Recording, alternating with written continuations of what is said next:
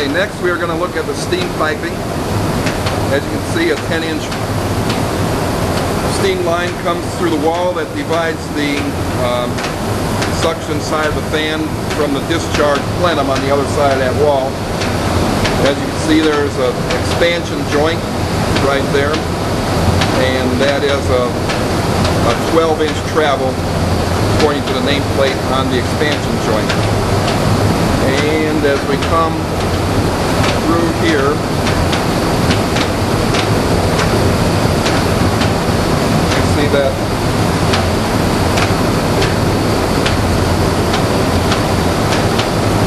I will just shoot the pipe and let you see what's all connected to it.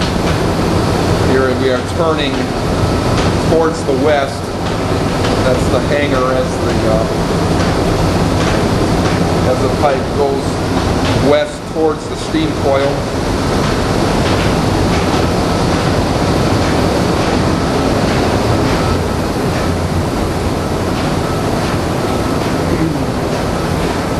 There we see it goes through a set of isolation valves, a strainer, the control valve, and another isolation valve.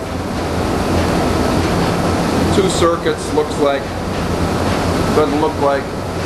they're the same size, so it might be 50-50 instead of 1/3, 2/3. And then ultimately the pipe leaves the control valves, travels down to the bottom of the steam coil where it's fed up through the vertical tubes. We see the condensate comes off.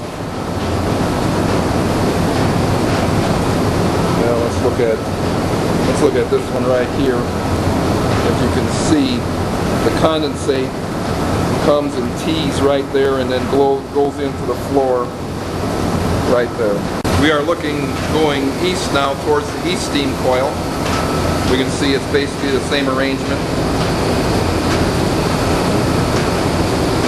Comes through the control valves and then comes down and goes into the coil. And there is the condensate right there near the floor drain. We made note of this on our report. This is the metal bracket that is connected to the concrete column that holds the steam line before it tees and goes to each coil. And as we step around to the back, you can see, I think, where the concrete has been chipped away by the expansion and contraction of the bolts as they heated and cooled as the steam went through. You can see the piece of concrete there in the conduits where it turned loose. The back side is okay, but here looking again, we can see the metal bracket there, and the top part of this one is just split. It hasn't broke away yet.